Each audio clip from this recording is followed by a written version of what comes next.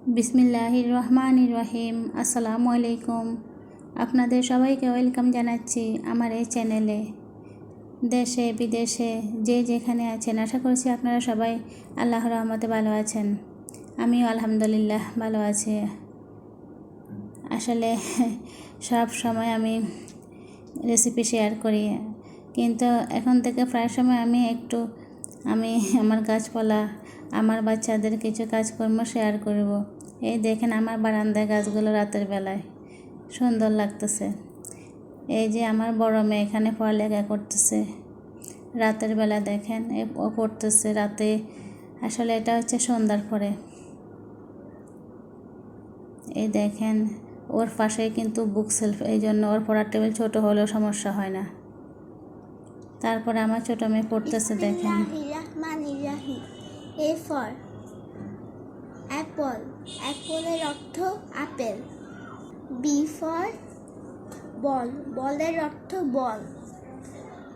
বুক, বুকের অর্থ বই। C for ক্যাট, ক্যাটের অর্থ বিড়াল। ক্যাপ, ক্যাপের অর্থ টুপি। D for ডগ, ডগের অর্থ কুকুর। ডল, ডলের অর্থ পুতুল। এগ, এগের অর্থ ডিম। ইজি, ইজির অর্থ সহজ। আশা করছি আপনাদের ভালো লেগেছে। আপনারা অনেকেই বলেন আমার আপুরা ভাইয়েরা আমার ছোটো মেয়ের পড়ালেখা একটু ওর মুখ থেকে শোনানোর জন্য, তাই আপনাদের মাঝে একটু শেয়ার করলাম। আজকে আমি আপনাদের মাঝে শেয়ার করব জলপাইয়ের বার্মিজ আচার। আসলে এই আচারটি কিন্তু অনেক লবণীয় হয়। এখানে আমি 2 কেজি জলপাই বাজার থেকে এনে তারপরে লবণ দিয়ে 2 ঘন্টা ভিজিয়ে রেখেছিলাম। তারপরে এগুলো ছোট করে 2-3 পিস করে কেটে নিয়েছি। এখন দেখেন চুলায় আমি একটা পাতিল বসিয়ে দিলাম। এখানে আমি দেখেন 2 টেবিল চামচ সরিষার তেল দিলাম। আসলে তেলের পরিমাণটা অনেক কম দিব, আমি যেহেতু সব সময় তেল পরিমাণ কম খাই সেই জন্য। আপনারা চাইলে এখানে তেলের পরিমাণ বাড়িয়ে দিতে পারেন। এই যে এখানে তেলের মধ্যে দিয়ে দিচ্ছি মৌরি দিয়ে দিচ্ছি 1 টেবিল চামচ। এই মৌরি দেওয়ার কারণে কিন্তু আচারটা অনেক বেশি মজাদার হবে। এখন আমি এখানে দিয়ে দিলাম 3-4টা তেজপাতা আর 2টা দারচিনি। এখন দিয়ে দিচ্ছি এখানে চিনির পরিবর্তে আমি এখানে নিয়েছি গুড় দিচ্ছি এখানে 500 গ্রাম। 2 কেজি জলপাইয়ের জন্য আমি এখানে 500 গ্রাম গুড় দিয়েছি। আসলে গুড় দিয়ে আচারটা বানালে কালারটাও সুন্দর হয়, আর চিনির চাইতে গুড় যেহেতু ভালো সেই জন্য আমি গুড়টা এখানে দিয়েছি।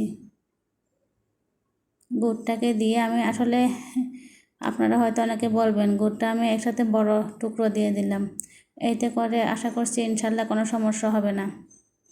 এটা এমনিতে গরম হতে হতে গলে যাবে। এখন আমি গুড়টা দেওয়ার পরে জলপাইগুলো দিয়ে দিলাম। এখানে আমি নিয়েছি 1 টেবিল চামচ মরিচের গুঁড়া, 1 টেবিল চামচ ধনিয়া গুঁড়া, 1 টেবিল চামচ হলুদের গুঁড়া, 1 টেবিল চামচ জিরা গুঁড়া আর 1 টেবিল চামচ নিয়েছি 5 ফোড়ন গুঁড়া। তারপরে দিয়ে দিলাম এখানে 1 চামচ লবণ। 1 চামচ দিয়ে আমি আরও একটু সামান্য দিলাম। লবণটা যদি আচারের মধ্যে ভালো মতো হয় তাহলে কিন্তু খেতে ভালো লাগে। এখন সবগুলো মশলা দিয়ে দেখেন ভালো করে আমি মিশিয়ে নিয়েছি। চুলার আগুনটা কিন্তু আমি মিডিয়াম টু লোতে রেখেছি। এটা হাই হিটে করা যাবে না, তাতে করে আচারটা পুড়ে যাবে, এবং একবার লোতে রেখে করলেও কিন্তু অনেক সময় লাগবে। আপনারা চাইলে এখানে গুড়ের পরিবর্তে চিনি দিয়েও করতে পারেন।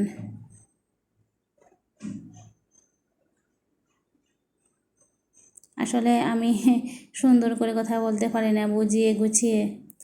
আপনারা আমাকে ক্ষমা ও সুন্দর দৃষ্টিতে দেখবেন, আর আমার কোথায় ভুল ভ্রান্তি আছে আপনারা অবশ্যই আমাকে কমেন্টসে জানাবেন। আশা করছি আস্তে আস্তে ইনশাল্লাহ ঠিক হয়ে যাবে। আমি এখানে এখন দিয়ে দিচ্ছি 1/2 চা চামচ এলাচের গুঁড়া। আমি এলাচটাকে ভালো করে গরম করে ব্লেন্ডার করে নিয়েছি। আসলে আমি অনেকগুলো এলাচ একসঙ্গে ভালো করে গরম করে ব্লেন্ডার করে রেখে দিই, যখন প্রয়োজন হয় তখন দিয়ে দিই। আসলে এই আচারটাতে এলাচের গুঁড়াটা দিলে ফ্লেভারটা অনেক বেশি ভালো আসে। এখন দিয়ে দিচ্ছি এখানে ভিনেগার দিয়ে দিচ্ছি 2 টেবিল চামচ। বাইরে আসলে অনেক আওয়াজ হচ্ছে, আমি দুঃখিত।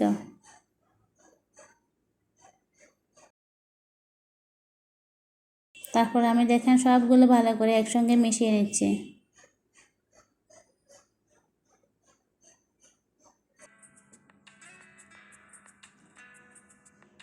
এই আচারটা হতে আমার সময় লেগেছে প্রায় 1 ঘন্টার মতো। আপনারা চাইলে জলপাইগুলো আগে সিদ্ধ করে নিতে পারেন, সমস্যা নেই, তবে এভাবে করলেও কিন্তু হয়ে যাবে। এই দেখেন এটা 50 মিনিট হয়ে গেল নাড়তে নাড়তে, কিন্তু দেখেন কালারটাও চেঞ্জ হয়ে গেল। আর যেহেতু এখানে গুড় দিয়েছে সেই জন্য কালারটা কিন্তু অনেক সুন্দর হয়েছে। এখন আমি নামানোর আগে দিয়ে দিচ্ছি এখানে আরও 2 টেবিল চামচ পরিমাণে পাঁচফোড়ন গুঁড়া। এটা নামানোর আগে দিলে কিন্তু ফ্লেভারটা অনেক বেশি ভালো আসে। তারপরে দিয়ে দিব এখানে এখন চিলি ফ্লেক্স।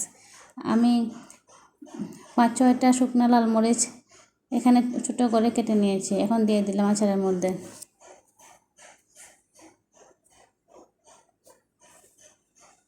এখন দেখেন ভালো করে আমি আবার মিশিয়ে নিচ্ছি।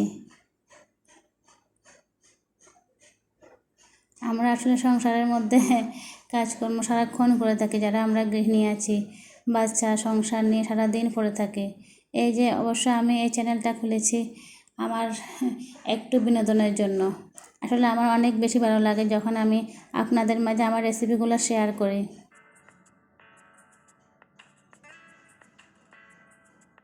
এই দেখেন এখন আমি নামিয়ে ফেলতেছি। দেখেন নামানোর পরে কিন্তু ঠান্ডা হয়ে গেল, ঠান্ডা হওয়ার পরে কালারটাও আরও চেঞ্জ হয়ে গেল। আপনারা চাইলে এই আচারটাকে এমনি করেও বক্সে করে রেখে দিতে পারেন নর্মাল ফ্রিজে। আমি দেখেন এখন হাতে সামান্য একটু সরিষার তেল মেখে নিলাম।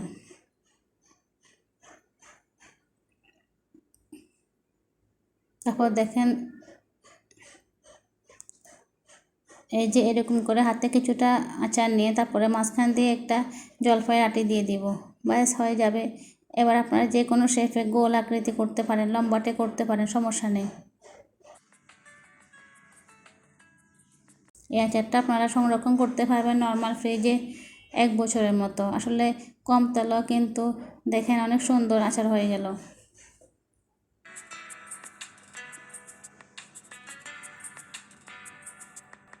আমি যখন আমার চ্যানেলটি ওপেন করেছি আসলে আমার ফ্যামিলির মধ্যে আমি আমার হাজব্যান্ড ছাড়া আসলে আর কেউই জানতো না।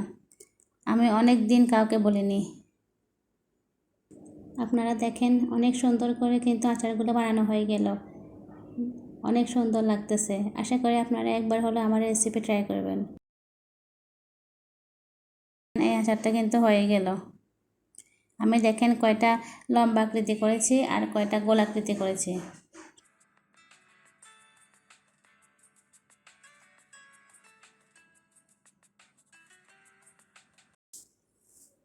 উপর দিয়ে আমি দেখেন চিলি ফ্লেক্স ছড়িয়ে দিয়েছি, যাতে করে দেখতেও সুন্দর লাগে, আচারগুলো খাওয়ার সময় ফ্লেভারটাও ভালো আসে সেই জন্য। দেখেন দেখতে কত সুন্দর হয়েছে আচারটা। সামান্য পরিমাণ তেলে দেখেন মাত্র 2 চামচ তেলেই হয়ে গেল দেখেন 2 কেজি আচার। আমি এখানে কিছু আচার দেখেন বার্মিজ শেপ দিয়ে নিয়েছি আর কিছু আচার দেখেন বক্সে রেখে দিয়েছি, যেহেতু এখানে 2 কেজি আচার, এত আচার দেখেন এখানে এভাবে করবো, বক্সে আমি রেখে দিব।